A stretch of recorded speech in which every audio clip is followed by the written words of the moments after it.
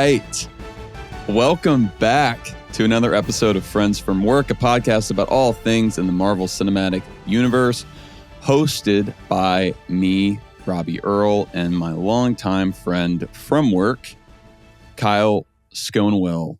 And I say welcome back to you all that are tuning in, but also kind of welcome back to us getting back in real time on Agatha All Along with Good folks.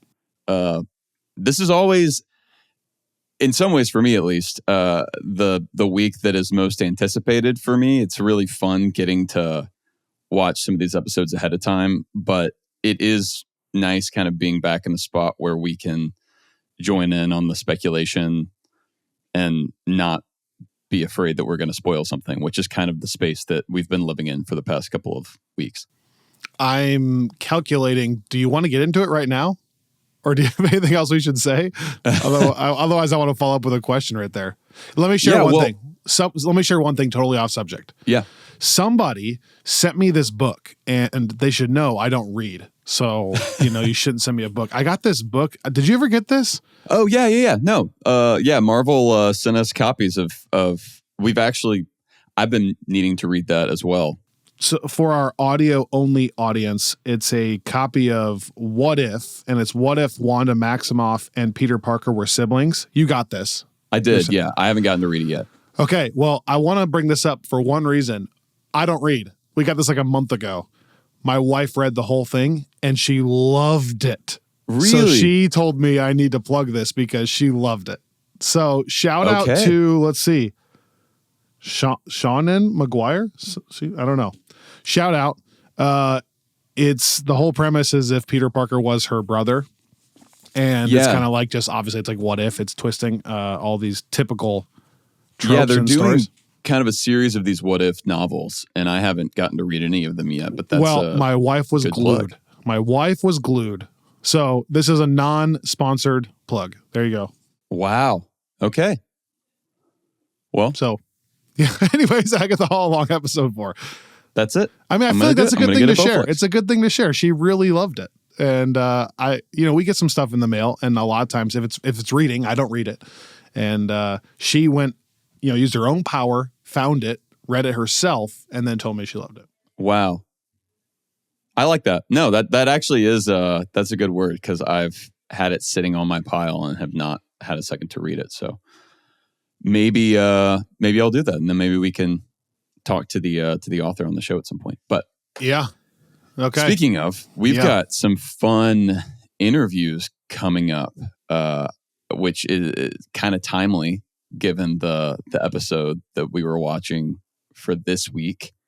We've got a couple, some that are more on the comic side of things that we'll get into, but at least one that is very much on the Agatha All Along side of things. Yeah. We think as long as it's confirmed. Yes. Fine. We can hold off. Okay. Yeah. Teaser. Yeah. Some big conversations coming up. And like you said, I think next week's episode is the one that I circle where I go, yes, now we're back in sync with the audience for the first time, just because you and I watched this 3 weeks ago. Then we didn't get a chance to rewatch it until last night, which I did. Did your feelings change on a rewatch last night, or did it confirm kind of some of the hesitations you had on our screener? So by the way, we saw 4 episodes from Agatha All Along a couple weeks ago, and offline, you and I were like, man, that was really fun. I'm into it. And then both simultaneously, without us talking about it ahead of time, we're like, that 4th episode though, like I think even in our first episode of Agatha, you were like, or the second one, we were talking about the song, and then you a couple times referenced like, it didn't work as well later. This is what we were referencing this episode. And so both you and I didn't love this episode and felt like it's not fair to this specific episode if we don't wait and watch it again because it's been so long. Yeah. To give it another chance and see if, the watermark name on the back of your screener maybe was throwing you off or something was throwing you off. Like, let's give it a full chance on Disney Plus. And so I watched it fresh last night, not on my phone, watching with my wife. But my feelings didn't change much. Yeah. It's funny for me.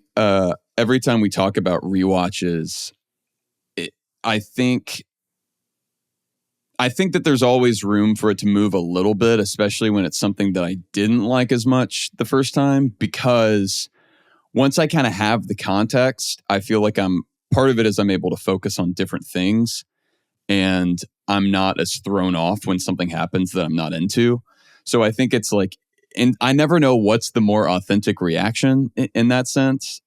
I think it's probably more telling the first one, because most people don't rewatch things in the same way that we wind up doing for the Quantumania thing. Yeah. But I do think, I think here it did improve for me slightly, but I think in part because I was looking at it in terms of the kind of unfurling mystery that's coming through the show in general. Like, I think, and that's why I say I'm excited to be back this week, because even though this is an episode we've seen before, it's now bringing us up to date, where I now have the same questions I think that our viewers have. And so, like, with that in mind, there were a lot of kind of interesting little clues or breadcrumbs in this episode, whether they're actually clues or just meant to throw us off. So, like, that stuff I really liked, but the stuff that didn't work for me on the initial watch still didn't work for me here. Which was? Well, if we want to get into it, we can get into it. I want to get into it. Okay. Because Pete texted us last night after he watched it and had similar questions that we had the first time we saw it. I haven't fully dove into our Discord channel. I'm assuming it's similar feeling to how Pete felt and how I felt. I saw some mixed reaction. No one hated it, but just like, yeah, that one wasn't my favorite. But I saw some people that love some stuff. I was trying to put my finger on, to me, the whole episode, you tell me if I'm crazy, the whole episode just feels a little bit off. It's hard for me to articulate why I feel a little bit, not like Miss Marvel, where it's a massive turn where all of a sudden I was like, what in the world are we even doing? Not that, right? But just something, maybe it's the lack of Jack Schaefer directing. Something about it just felt a little bit off. I like, in some ways, I think the acting is a little overacted, and I know they're trying to play into the witch thing, but like Aubrey Plaza and Catherine Hahn kind of like really overdoing everything, every hair flip, every jacket turn. I don't know, for some reason it just feels a little bit forced. Something about the chemistry, or like around the fire and before they go into the trial, I can't put my finger on. Like, it doesn't feel as funny to me. Teens' lines don't work as much. Like, when they're staring into the mirror and they're like, "Wow, we're a album cover ready to happen," or wait, like that. Delivery and the line itself isn't as funny as like the welcome coven sign to me from the second episode. Like, the humor is a little bit off, and then the actual trial feels a little bit off. Like, the threat doesn't feel as sincere to me. It doesn't feel as dark. It feels more kitschy. I don't know if it's because they're playing like literal rock band, and like all the stuff that worked in the first time they did this song, mixing in like Christoph Beck's like actual scary type haunting sounds in the background with a genuinely terrifying like zombie witch attack while singing the song, I thought worked so well. And then here it's just like kind of cheesy, like the fire demon. And I never really feel the threat of the fire burning like I do the poison. My point is, I know I'm already just laying into it. It's not awful. Just something about it on every kind of level wasn't quite connecting with me like the first three were. Yeah, no, I think that I feel pretty similarly. I think, though, for me, it is, because I remember wondering this before, if it were a direction thing. And I think it's more of a writing thing, in part because I did like episode 3 a lot, and it's the same director. Right. And this is a new writer on this episode that will not. I don't think she's done anything else within Marvel. Giovanna Sarkis, and she's not doing anything else in the series, which I'm not trying to say like good riddance, but I just think that it might be a one-off in that regard. Yeah. Even the format, did you have questions? And I hate that I'm taking the lead on this because people don't know that you sometimes don't like things too. But hey, I was getting ready to start. I was getting ready to start with it, and you were like, you wanted it. I know what I'm saying. You're like, give me the mic. I've got negative thoughts. I know. I came into this going, let Robbie lead it so people don't think I'm the only one that dislikes it. And then I start and I'm like, I can't not tell you that I don't love it as much. Let me ask you a question to maybe frame your conversation. Yeah. I wonder if in general, because this took Pete aback or threw P off the first time, I wonder if the format threw me off because people like Greg, and I think people that had researched it knew that it seemed like they were going to get to the Witch's Road and then have these separate trials for each witch. Right. I think ahead of time when we saw the screeners, I hadn't done that much research into the flow of the episodes. And so when I watched the third episode and they go into this house and there's a trial, I was kind of into the whole thing. Like, that's that trial. Mm-hmm. I don't think I then assumed that right away they would just take a few more steps down the road and go into another house that changes their outfits again. Like, I think for a second I thought maybe it could have been a different format. Like maybe this time the trial happens on the path and it's not like you have to get out of a clicking timer type house. And so I think maybe when I saw this and it was kind of like retreading the like, oh no, we're not going to get out of here and it's a different witch and yet not doing it as effectively, I think I realized, oh, okay, they're going to do this for each witch. So that means probably 2 more episodes of this with this kind of like go into a house type format. And I think that maybe threw me too. And I'm curious if you had any concerns about that, or did you always know it was going to be like 4 episodes of running through those? No, that's a good question. I think I assumed after episode 3 that we would be dealing with some kind of like episode or trial per episode kind of a thing. I guess I probably expected the house thing because I think in episode 3 they have that, like there's something like we saw it again here, like when they go up and it's like the, whatever the moon shape is on the door, it's like, oh, this is the fire one. I think so. And there was something similar in episode 3 that made me think they're going to have a moment like this. Now, again, that could have been something that showed up not on a door. So it's not as though that had to be a house. But I don't think that it caught me off guard in episode 4. I do think that, like for me, I think it is the writing of this episode because I just not just the dialogue. I think just the format of the episode, it was just a little like some of the stuff that I was concerned about with this show heading into it, that it was just going to be a little cheesy and a little too like I don't know. There's this weird line where like the first couple episodes did such a great job of winking at the camera in the way that you need to. Like it's like, because you can't, when you're doing a show like this, you have to, it's again why I think Mrs. Hart was such a key character and why I think that's another big loss that's felt here, is like you need the grounding figure, the person to say like, this is all crazy. And it's like, that's in the MCU's DNA going all the way back. Like that's the thing with Iron Man from the start, where it's like, we are going to be like, we know that superhero stories are kind of goofy, but we're going to lean into it in the right way so that you can like feel something. Like it's not as though we're doing all of this ironically, but also like we're going to consistently give you a little wink to know that like we're having fun with it. Like it's not like and that's like such a hard balance to maintain. And this episode does not maintain it. Whereas I think the other ones did. And so like, that's one thing for me, but I think the format itself, I think I'm okay with it because I was thinking who we have left.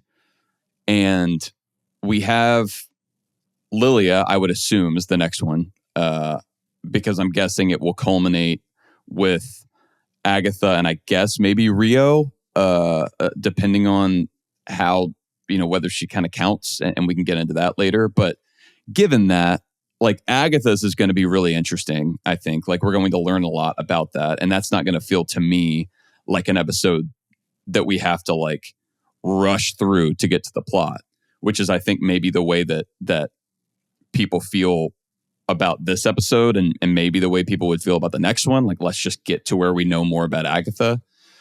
But I think I'm also okay learning more about Lilia because I'm more interested in that character than I am really Jen or Alice because of the way that they've kind of been doing this. Like, one, like she keeps going somewhere, like whether it's like she's like going to the future and or like having some kind of prophetic like Emma Thompson Prisoner of Azkaban moment, or like it's something totally different that we don't know. But either way, what a reference. Either way, I'm curious like what it is that we're going to find out with her. And the other piece that I'm curious about is let me pause you and say I agree. One of my notes is that like in general, I'm really intrigued by Lilia. I want to know. I literally wrote, "What do you think is going on with Lilia?" And so I think my guess is that this will be my least favorite episode of the whole series because even if they stick with the format, like you're saying, I'm just in general more intrigued by a trial for Lilia, Agatha, or Rio in general. Like those would be the ones that would get me more. Not to mention the like you're saying, the Prisoner of Azkaban, like panic, like wherever she's going things. I'm genuinely intrigued by that. So continue. Well, and I think it's not as though I was super interested in Jen, but I really liked the way they explored that character. Like I thought the essential oil kind of thing was funny there. And there was also a line here that I thought was funny. Funny there, and I thought the appropriate amount of horror, like kind of like actual tangible, like the drowning thing was like, what the heck? And again, whereas it was kind of like they're leading to the practical effects. I get it, but like the curse thing, never got me as much. No, the other thing with the Jen episode is it just felt more clever. Like the fact that the horror element was like in some ways this perfect like good housekeeping home, which was like kind of a funny like because she's like, oh my gosh, this like looks like my clients.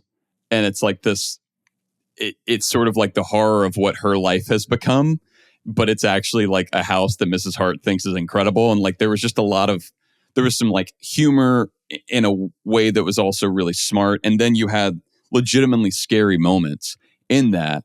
And that's the reason why I'm kind of excited about episode 5 too, because I feel like we got little flashes of everybody's background in episode 3 that I think we're going to see explored more in these subsequent episodes. Because we already did with Alice. I mean, I feel like the moment that we got between her and her mom in episode 3 was very much reflected in what episode 4 became. And the moment with Lilia in episode 3 was one of the scariest moments in the show so far. Like with whatever guy that was, like sitting at the table. And it like, I wonder if we're going to get a legit haunted house in episode 5, which I think would be really fun. She's like the future seer, right? Yeah. Yeah. Because they've played on, obviously each person's ability. And so I'm curious what that would look like. Yeah. Is it a haunted house where it's all like visions of the future haunting her? Or like what could happen at the end of this road or, Yeah. But yeah, in general, more intrigued by that. Well, and by the way, in that regard, what is Alice's power? Like, I know it's fire, and I guess she's able to burn the curse. But like, I know whenever they're going around and collecting the witches, it's like each one kind of has their role. But I'm not really like, what did they say again? I mean, they said something. She had some name, right? Yeah, I think so. I'm just trying to think like that part of it too, and this is lame. It's not confusing. Like, it's easy to track, but even like the reveal of she's the protector witch, I think.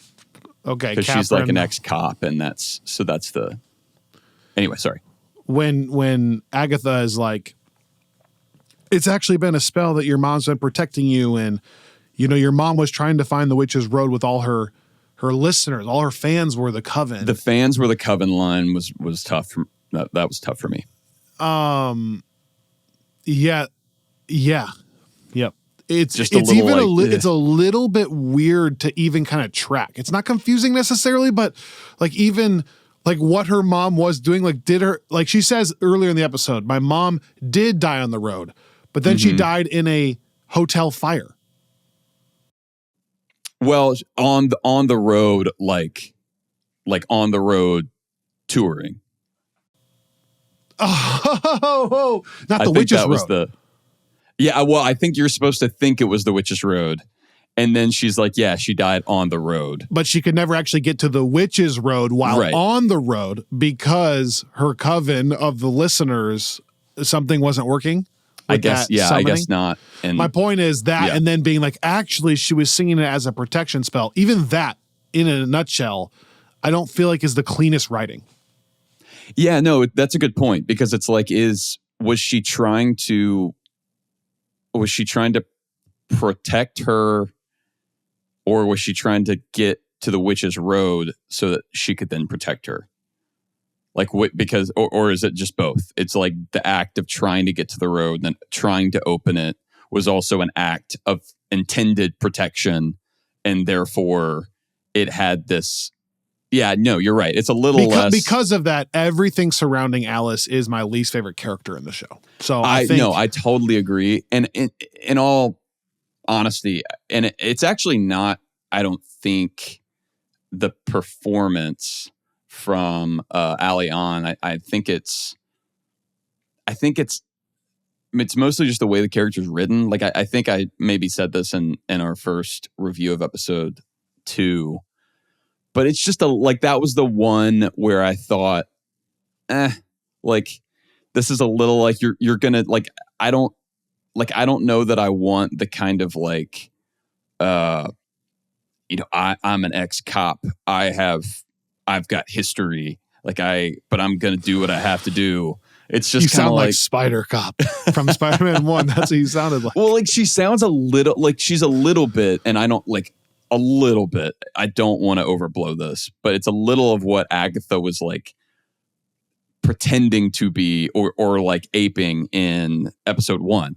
Like as the like just the tortured past, like burdened with like these things that I've seen in the life that I've lived. And it's like I just don't know that I like that's always a character that feels a little tropey to me. And I think what I like about Lilia and Jennifer by contrast is that there's some nuance to it, like especially with Jen. I think it's just really funny the idea of like this version of being a witch, in part because like that is a thing that has like in recent years, like I have friends from Nashville that have like delved into like a very kind of like Instagrammy sort of like Wiccan witch culture.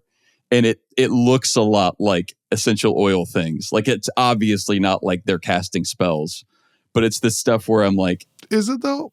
I think it's, I mean, maybe they are casting spells. I guess I would never know if they were. But no, I'm just saying. I'm just like, going to stay away from this. No comment. I just think that's smart. Like of a way, regardless of that part of it. Like the whole like essential oils girl is just like that is the stereotype that I think that they handled in a funny way. Do you not use any essential oils at your house? What's that? Do you not use any essential oils at your house ever? Of course I do. Okay, I'm not a monster. Okay, I didn't know if you were some animal over there. No, I mean, do you some use eucalyptus? Essential oils? Some, yeah. Do you put them on your pressure points? I don't do that stuff. Do you? No, but they do. They smell nice. We have it in one of those, what is it, diffusers? Diffusers, yeah. I used to do that whenever we were showing our house. The house that we bought and later sold in Little Rock. But then I was told not to do that because I'm always trying to like set the mood, Right. So I'm like, I would like put on some like nice music and like have it smelling nice. But then I was told that if you do that, people think you're trying to hide something. So don't listen to the screams in the closet. Yeah. Don't smell the dead bodies. Anyway, my point is like, I think there's a fun twist to that. And then like we said before, the Lilia character, there's like some intrigue. And I'm not saying that like the Alice character is like some massive, massive fail. But correct. I think I was always probably going to like her episode the least. And then I think the actual execution of this episode didn't really do it any favors. Good point. Okay, we'll be right back.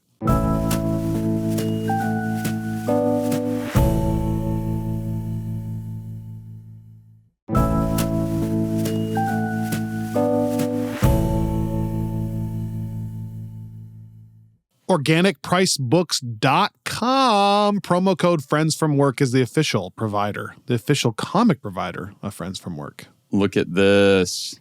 Supergirl Woman of Tomorrow. Yeah, man. I know it's not September anymore, so my alliteration doesn't work in the same way, but I had talked about Superman September. And All-Star Superman was something that I really loved. This is another book that it's supposed to be the main source material for the Supergirl movie that's coming, I think, a year or two after the Superman movie that's on its way. That's kind of building out that James Gunn DC universe. But it's also written by Tom King, which is kind of timely here because he wrote the Vision series, the comic that WandaVision pulled so much from, that I think also could potentially be adapted a tad for Agatha. So something else that you can get on Organic Price Books, go there right now. I think that they're also still having a sale on some of their kind of over distribution, overstock stuff. And some of those books are insanely discounted. So go look for some of those. But regardless, you can find this and use code Friends From Work on Organic Price Books. So as we mentioned, most of the things we brought up were negative. I talked about some of the things about Alice, and you mentioned just in general, this was not an episode that probably was going to be a highlight. However, positive time. That does not change some of my feelings about the show overall. As we mentioned, I'm excited about episode 5. The thing that intrigues me the most, though, is this Agatha's son backstory thing. And if Jack Schaefer continues a trend like she did with WandaVision, I would really love an emotional, hard-hitting episode around episode 7 or 8 that really brings the character home for me. And I think that could potentially be coming. So the last line from Aubrey Plaza's character, Rio, at the very end of the show is intriguing to me. She says, "That's not your son." Just flat out. He's not your boy. That boy is not your son. Yeah. That boy isn't yours. No. Specifically. Yeah, that it's not yours. I think that's important. Why? Because I was thinking about this. I thought, as I was remembering back to the screener, I thought that it was he's not your son, but it's that boy's not yours. Isn't yours. And I think that could have two meanings.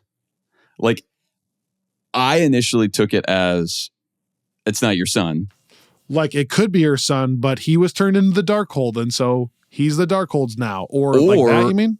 Well, yeah, it's like he belongs to someone else. Like, he is now, like, he's no longer, like, even if it is your son, he's no longer yours because now he is, like, spoken for. Or, like, if, the whole conversation about, like, her trading her son to someone else for the Darkhold, like, is that what she's saying? Like, he's not, like, don't even get close to him because he's not yours anymore. Like, that relationship is no longer open to you. I don't know if that's what it means, but this was the first time watching it back that I realized it could go either way, which is a very kind of Jack Schaefer WandaVision thing to do. I think I'm secretly hoping for even more Wanda Maximoff tie-ins. And so I'm kind of hoping it's not directly Agatha's son, but I don't know how that would tie in. Well, I think I've seen some theories from fans that it could be Billy, like one of Wanda's kids. That feels like there's some interesting stuff you could do there, because I could see where, like, in Multiverse of Madness, which we've already seen referenced in the show, we find out that Wanda has kids in every other universe. And I think that, it sort of begs the question, what is it about our universe where she doesn't? Like, is it because she's with Vision? Is it because of, like, the way that the battle with Thanos played out? Or is it something that Agatha did that is actually even, like, Wanda's so connected to the Darkhold based on kind of the prophecy and all that? Like, is there something in that where what Agatha did somehow, like, prevented Wanda from, like I don't know, was it like a trading of Wanda's kids, not Agatha's kids? But I don't know, that starts to feel really convoluted. And also, I just don't know if I want, like, one of Wanda's kids in the show without the other. Like, that feels kind of random to me also. But I have seen people talking about that.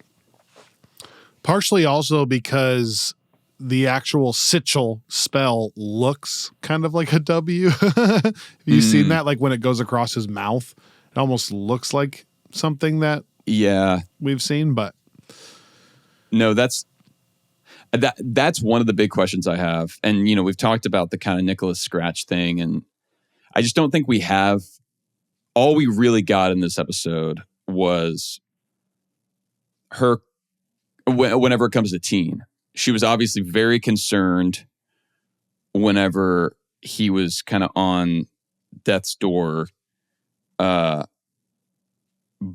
Whenever he asked what happened to her son, she got weird and said, heal fast. So it's like there is a tender thing there, whether it's like she thinks that it could be her son, or whether it is her son, or whether she knows it's not her son, but she's just kind of like, it's bringing back these, like, maternal feelings for the first time, since she's, like, not normally that, like, if you compare the reaction she has to Mrs. Hart's actual death to the fear that Teen might die, like, it's like night and day, and they're in the same episode. And I think it's intentional that they kind of bookend this episode, but I still don't really, like, I kind of love that it could go a lot of different ways and not feel like it would be out of left field. But that's the other question I wanted to ask you about. Like, the thing that I'm almost more interested in right now is, who is Rio? Can I throw something back at you? What technically is a green witch? I mean, I think it could, who knows? Like, I think it's supposed to be somebody that's got, like, I think in the same way that that Alice is, like, the protector and has, like, the fire, I think that, like, the Green Witch is just going to be associated with, like, the Green Witch embraces nature by drawing on the energies from the earth and of untamed things. Right. So I think it's like there's like a natural element, kind of like a wild element, like a life-giving potentially. But I think what's interesting about that is, we know they had a thing. in the past. Yes. And then she says she had to do something that Agatha didn't like. And so I'm wondering, like, there are a couple of other lines that I noticed in this episode that I did not notice in the fourth one. And that's where I'm saying that, or my first time. And that's where I'm saying that this viewing was more fun for me because I just kind of blocked out the stuff I didn't like and paid attention to these sort of like dangling mystery lines. Like one, whenever I first watched it, there's a scene where Agatha's looking at herself in the mirror and Rio walks up behind her and she's like, boo. And Agatha says, don't. And I took that on a first watch as she was kind of like trying to flirt and like mess with her. And she was like, don't, like, it's not the time. Or like, don't, I don't want to, like, I don't even really want to talk to you. I think here I noticed she's looking in the mirror at Teen. And then Rio walks up and says that, and she looks back at Teen, Agatha, and then says, don't. In a way that it feels pretty intentional. Like there's no reason why they would show him and have her to look over in his direction twice. I'm not saying it's like a huge thing, but I do think it was intentional. So what does that mean? Well, they have a past history too? No, at this point? I'm wondering, like, because right after that, there's the moment when they, like, you know, Agatha turns the mic on in the booth so everybody can hear them. Right. And I didn't even what was the intention of that? So they're talking and she says at the end, you know, you're going to kill every witch around you. And she's like, yeah, then what? And she says, well, then you get your powers back and I get the bodies. And so it's bodies for sure. I think that's what she says. Yeah. I think she says, I get the bodies. So now I'm thinking, like, is Rio actually some kind of like personified version of death, which is a thing that we have in the Marvel universe? Hold on. That's more from like Thanos world, right? Like cosmic and... Correct. Yeah. So that would be a twist in terms of the lore, but that's not, you know, the MCU is very fine doing that.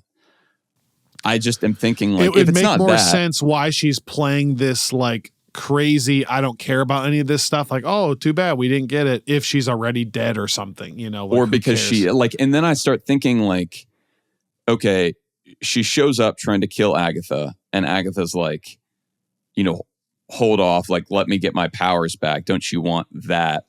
Like, don't you want me at full strength? And at the time I thought, oh, it's because they have some kind of like grudge match and it would be unsatisfying to conclude that in a way that's just like Agatha as a victim. But now it's like, well, why is she intent on killing Agatha in the first place? Especially if at the end of this episode, when she's talking around the fire, she's not talking about like the scar being that Agatha hurt her. She's talking about the scar being that she hurt Agatha, presumably. So why then would she be motivated by this vengeance in a way that I thought she was? It's actually more in keeping with what she says around the fire, where she says that I had to do something that I didn't want to do and it hurt someone that I cared about, but it was my job, to paraphrase. So maybe she killed her son or something. Or, I know, like, that's what I'm wondering. Or she's death and the son got sick and she had to take the son and she's death or something like that. Because it is like, you know, wasn't it either in the first episode or the third with Agatha, like she sees like the empty crib and this is a masterclass by you right now. Like, this is one of those things again where either we're going to be totally right and I haven't heard this theory yet, and then people are going to be like, holy cow, Robbie, so perceptive, or we'll be like, you know, Mephisto all over again. This has nothing to do with it. Well, yeah, and that's the thing. Like, I was even thinking about the Mephisto stuff. Like could she be, instead of death, is she Mephisto? Like the devil? Yeah. Like, I mean, that's the other, or is Mephisto death? Like, is there not actually going to be, like, you know, Jen references Mephisto, but even that could be either Jack Schaefer, like she could just be trolling us with all the Mephisto stuff from WandaVision, which I would honestly be fine with. Right. But you also said that Agatha sees the crib, and then what? When she pulls back the blanket, it's the Darkhold. Yeah. And so I'm like, you could look at that as like, that's like, was it a trade? Because that's sort of what that vision seems to be playing into. Or was it like in her path to go after that? Like, did she actively give up her kid, or was her kid taken from her and instead she chose to go after the Darkhold, like as a response? Is there more? Does she have more in common with Wanda in Multiverse of Madness than we thought? Like, but regardless, I'm just wondering if Rio has a lot more to do with whatever that exchange was or process looked like. I don't think she actively gave up her kid for the Darkhold, is my thought. I think that whatever happened, she either like wound up in a situation where she like unintentionally chose the Darkhold over her kid, or her kid was taken from her, and that's kind of what led her to go down the witch's road, kind of like out of desperation, again, in sort of the same way that Wanda starts going for the Darkhold out of desperation. Who did she create a kid with? Or can she conjure a child? I mean, I guess it could have been anybody, because she's like however many hundreds of years old. It feels like that would be important, though, versus just randomly choosing some guy. Yeah. Well, and I mean, that's the other, like, I'm curious if this is right in any way. Like, how does Rio's relationship with Agatha factor into it? Like, prior to that moment, like, clearly they had a relationship, and then she did something that hurt her, and it's something that she didn't want to do but felt like she had to do. So like, if she is some kind of like other being, which I think is clear, like even if she's not like death or some other like elemental thing, like the response she has when she's like, I am the Green Witch, like, and just the fact that she got summoned and how she got summoned seems to be different than any of the other witches' abilities / like, it seems like opening the door is quite the process. So the fact that she can just bypass that too. Well, and she's like, she says something like, I was sent down or sent up, and like. Good point. These are good points. She's some other being besides just a normal witch. Yeah. And she does, I mean, because she acts like it would actually make me appreciate and reevaluate the parts of her performance that were a little off to me initially. Like, whenever I was like, I just can't really figure out what Aubrey Plaza is doing because it's like too much. But now it's a little bit got like a fish out of water thing. I hope she is Mephisto. That'd be kind of sweet. That would be fun. Yeah. Or something like, but then again, I think the difference is Mephisto is supposed to be kind of like, Mephisto's the like trickster, make a deal with you that goes the wrong way, kind of classic, like, deal with the devil guy. And I think sounds like Twisted Metal. You remember that game? Oh man, I do remember that game. But I'm just wondering, what was the devil's name? Not Sweet Tooth, he's the clown, but who's the help, the devil? Keep looking it up. Look it up. Is she I'm wondering if she's like, if there is a Mephisto element, is she someone that like had to do Calypso. His bidding? Like, if it's, like, or is it just, I kind of like the idea of her being some sort of force of nature. And I could also see where, like, if you look at Agatha as she was portrayed in Salem, you could see this idea of Agatha being in love with death in the same way that Thanos is in the comics. Like, that's clearly not a story that we're going to get from Thanos. I would not want to get that story with the MCU version of Thanos. So I think it could be kind of a clever way of working that in to the MCU in a, in a way that's unexpected, but still like somewhat reflective of the source material. My only other note that I wanted to share was I really love the line, but also not super political as she drops in. That was my favorite line of the whole. That was a good line. Episode. I also liked the line from Jen where she's like, "Wait, so now we've got to deal with your family's old ass curse." Yeah. Which you brought this up earlier. I am like, I'm.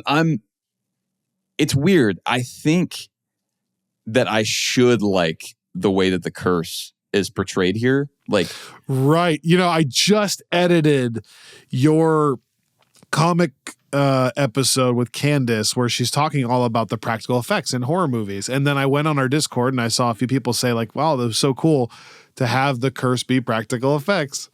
And yet I'm sitting there thinking, like, yeah, I should like that they're trying to do this with actual fire and practical effects. And yet I don't like it. It's kind of like, have you ever seen the argument about The Thing? Practical effects versus CGI. Oh, yeah. It's like, we're all for practical effects in general. And then in general, it's like, let's try not to CGI everything until you see what a practical effect thing looks like. And then you're like, let's just go ahead and CGI that because it looks really stupid. Yeah. Like a guy actually wearing like a rock suit. Right.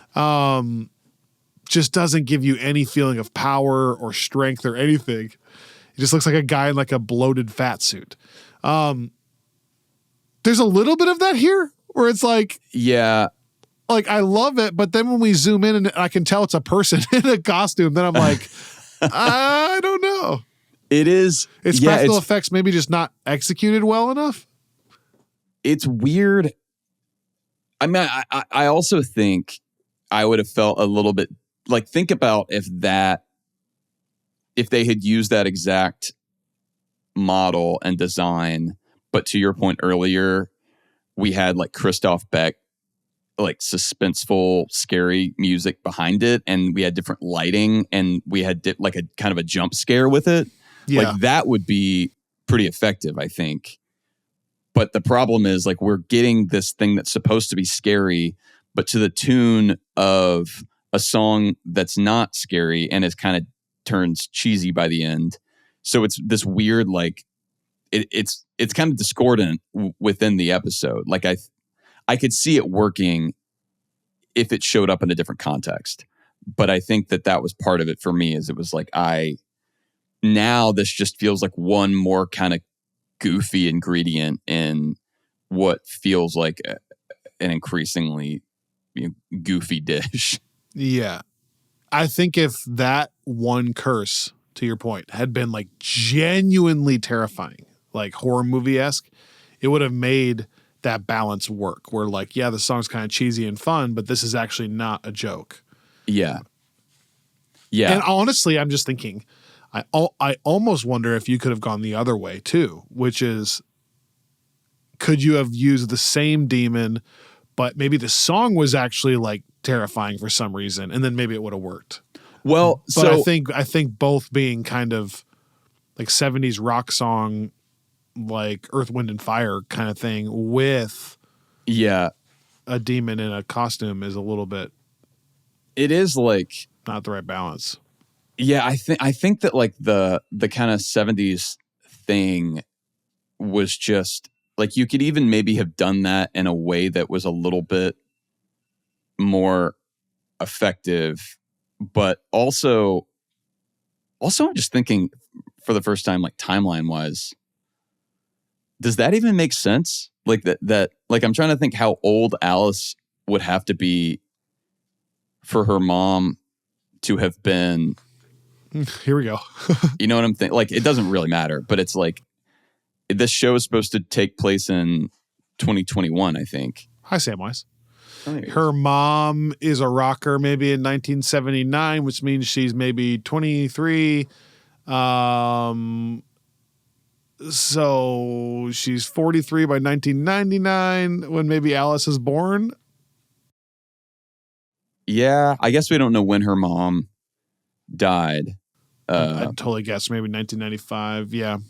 But yeah, I don't know. It's not a big deal. It's just I don't know that we had to. My point is, I don't think we had to choose the 1970s aesthetic, and it's fun, but it's fun in a way that feels like it feels like they wanted to do this. They wanted to get the 70s aesthetic more than does it make sense with the story.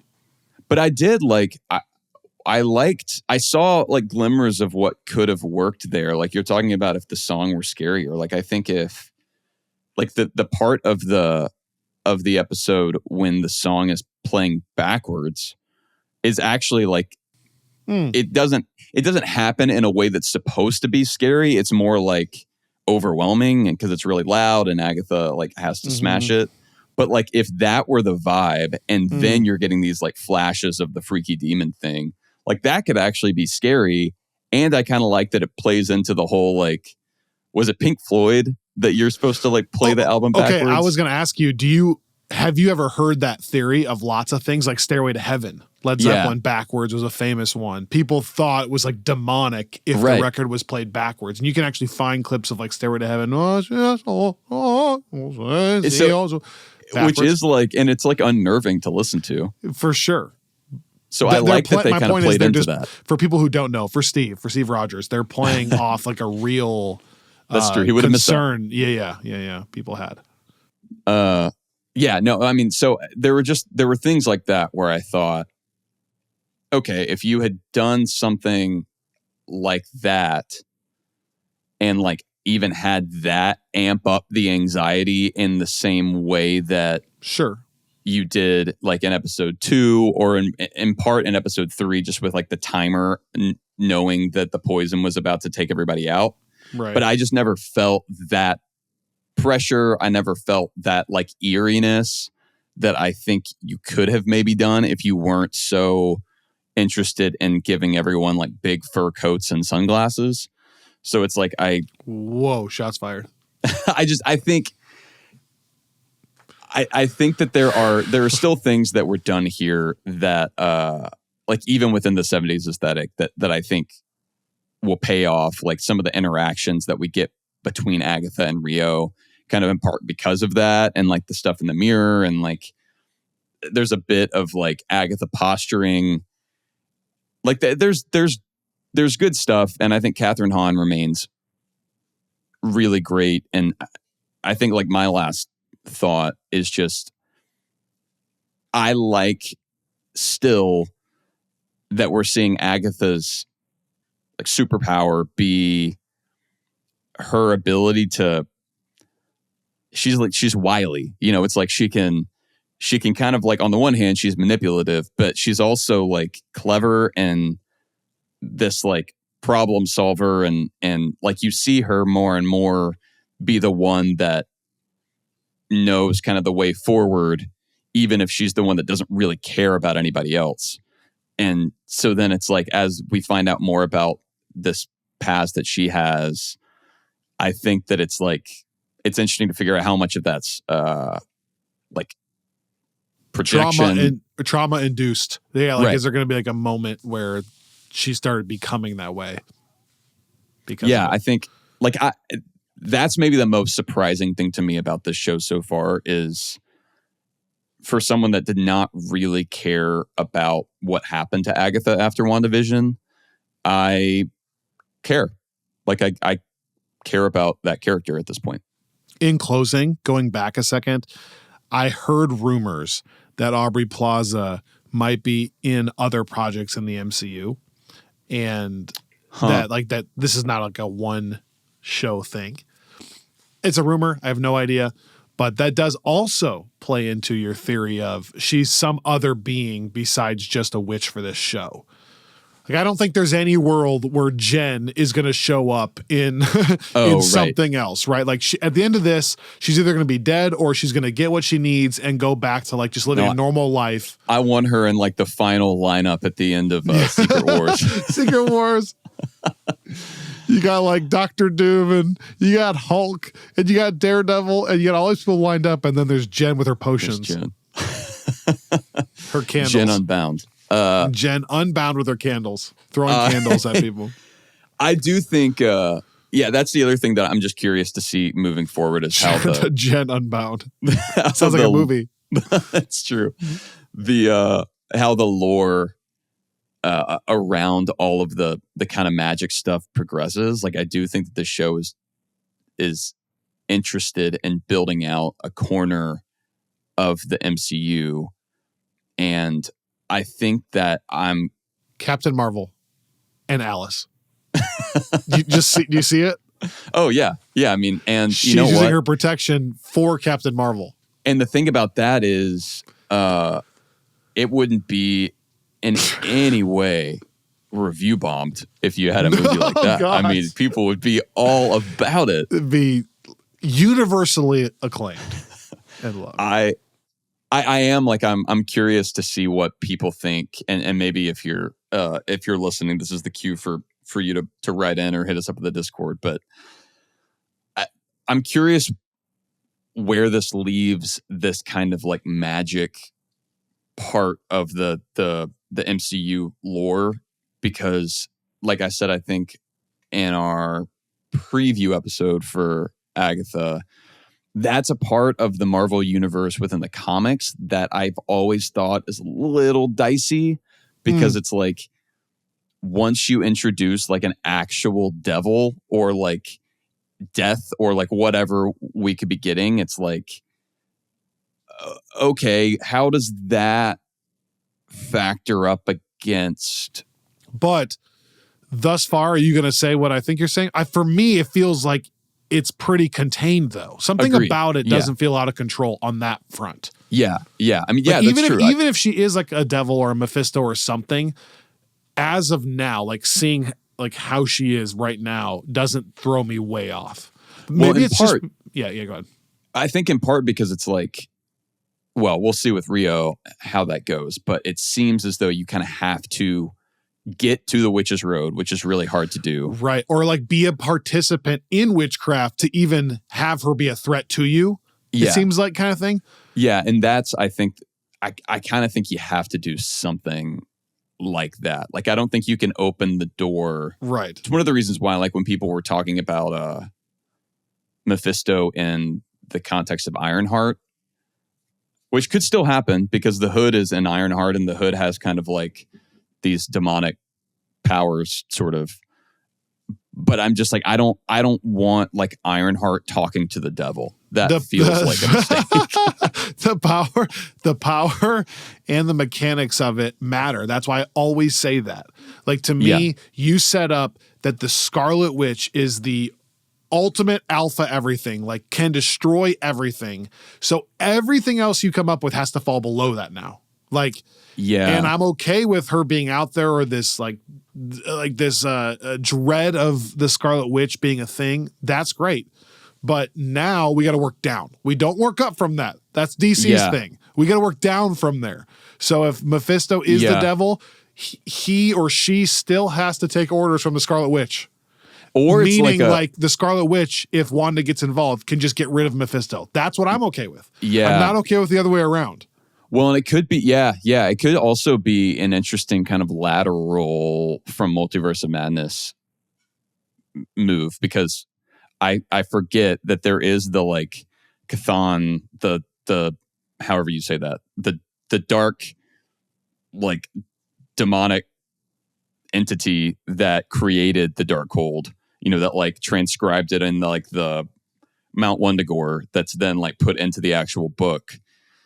Like, we haven't really gotten any background into like who or what that is. So that's kind of an interesting, if they want to dig more into like that part of Multiverse of Madness. It's weird, but I think I kind of like that witchcraft in this show is given all these rules or like constraints. Like it's a weird thing, but like even the spell that doesn't allow Teen to talk, they go out of their way to be like, well, it's because the person who does it wouldn't know, and it's not gone, it's destroyed, and it's only destroyed once it's not needed. Like it's weird, but I kind of like them just laying that out because then it never feels out of control.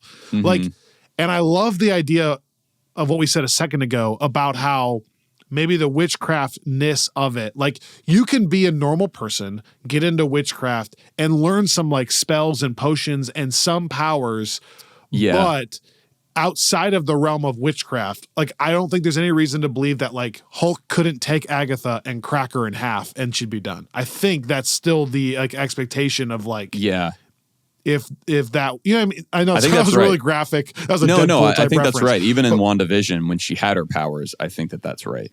Yeah. I think there's some level still of, it's still a normal person who's learned these things. Yeah.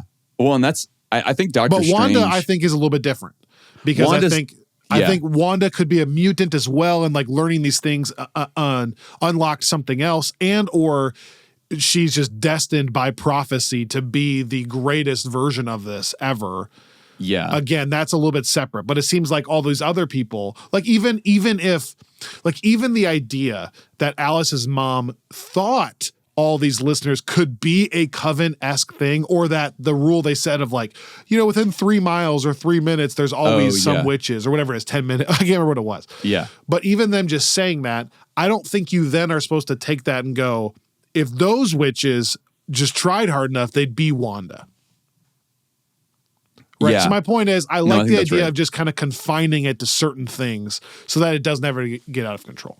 Whether that's the Witch's Road or whether that's like you only can do simple spells or magic within the magic community, but like that doesn't just, like you say, like translate to we want you on the front lines against Dr. Doom or whatever. Like we don't want you on the front line for a Secret Wars battle because, you know what I'm saying? Like it's so separate.